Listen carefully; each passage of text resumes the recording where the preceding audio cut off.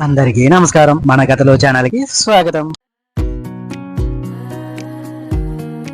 ఒక అందమైన అడవిలో చిన్న చిన్న పెట్టలు ఆనందంగా ఎగురుతూ ఉండేవి. ఆ పెట్టల మధ్య ఒక చిన్న పెట్ట ఉండేది. అది కూడా ఎగరాలని చాలా ఇష్టపడేది. కానీ దాని ఒక రెక్క చాలా బలహీనంగా ఉండేది. ఇతర పెట్టలు ఆకాశంలో ఎత్తుగా ఎగిరేవి, మేఘాల మధ్య చక్కర్లు కొట్టేవి. కానీ ఈ చిన్న పిట్ట మాత్రం తక్కువ ఎత్తులోనే ఎగిరేది.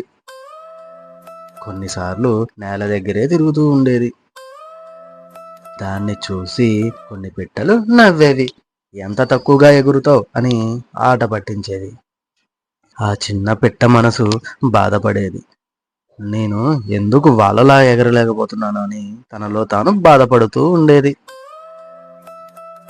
ఒకరోజు ఆకాశం ఒక్కసారిగా మారింది. మేఘాలు కమ్ముకున్నాయి. గాలి బలంగా వీచడం ప్రారంభమైంది. అది చిన్న గాలి కాదు, పెద్ద తుఫానులా మారింది. ఎత్తుగా ఎగురుతున్న పిట్టలు గాలికి అటు ఇటు ఊగిపోయి భయం వేసి ఎక్కడ దాక్కోలో తెలియక బాగా భయపడసాగాయి.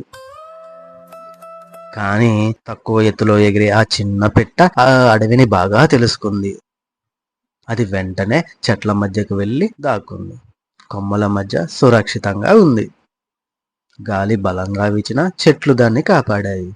కొంతసేపటికి గాలి తగ్గింది. ఆకాశం మళ్ళీ ప్రశాంతమైంది.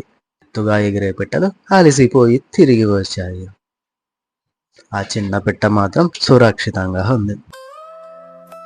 అప్పుడు అందరికీ అర్థమైంది, ఎత్తుగా ఎగరడం మాత్రమే శక్తి కాదు, సరైన స్థలం తెలుసుకోవడం కూడా ఒక శక్తి. ఆ చిన్న పిట్ట కూడా తనలో తాను ఈ విధంగా అనుకుని, నా బలహీనత అనుకున్నదే నాకు ఈ రోజు రక్షణగా మారింది. ఆ పిట్ట తన ప్రత్యేకతను, తన శక్తిని గుర్తించి ఎప్పుడూ తనను తాను తక్కువగా చేసుకోలేదు.